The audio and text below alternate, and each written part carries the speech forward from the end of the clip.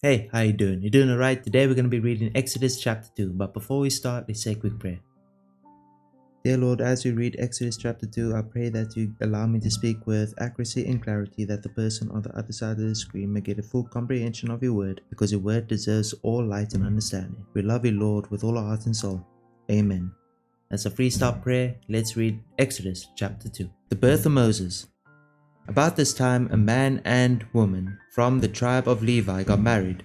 The woman became pregnant and gave birth to a son. She saw that he was a special baby and kept him hidden for 3 months. But when she could no longer hide him, she got a basket made of papyrus reeds and waterproofed it with tar and pitch. She put the baby in the basket and laid it among the reeds along the bank of the Nile River. The baby's sister then stood at a distance watching to see what would happen to him. Soon Pharaoh's daughter came down to bathe in the river, and her attendants walked along the river bank. When the princess saw the basket among the reeds, she sent a maid to get it for her. When the princess opened it, she saw the baby. The little boy was crying, and she felt sorry for him. "This must be one of the Hebrew children," she said. Then the baby's sister approached the princess. "Should I go and find one of the Hebrew women to nurse the baby for you?" she asked. "Yes, do," the princess replied.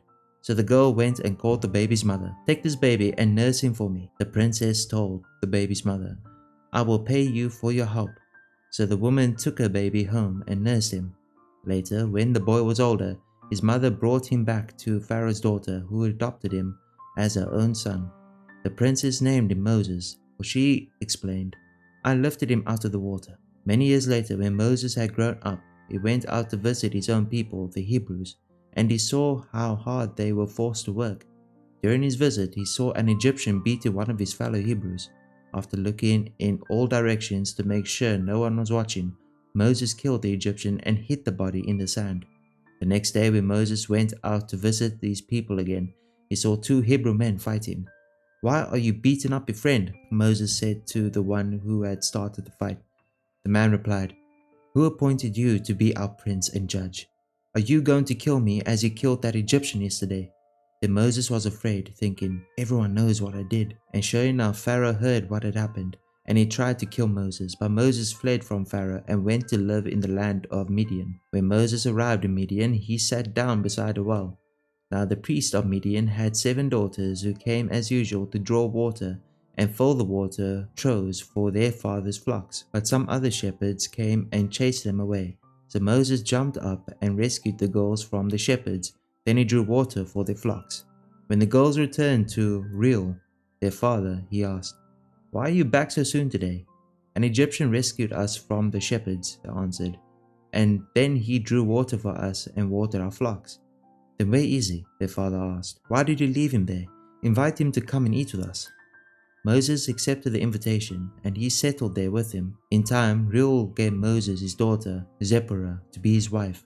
Later she gave birth to a son, and Moses named him Gershom, for he explained, "I have been a foreigner in a foreign land. Years passed, and the king of Egypt died. But the Israelites continued to groan under their burden of slavery. They cried out for help, and their cry rose up to God. God heard their groaning, and he remembered his covenant promise to Abraham, Isaac, and Jacob. He looked down on the people of Israel and knew it was time to act. That is Exodus chapter 2. Hopefully you guys learned something today. If you have any prayer requests or any questions, leave them down in the comments below. Remember, verse of the day is in the description. I love you, but God loves you more. Have a wonderful rest of your day. Bye-bye.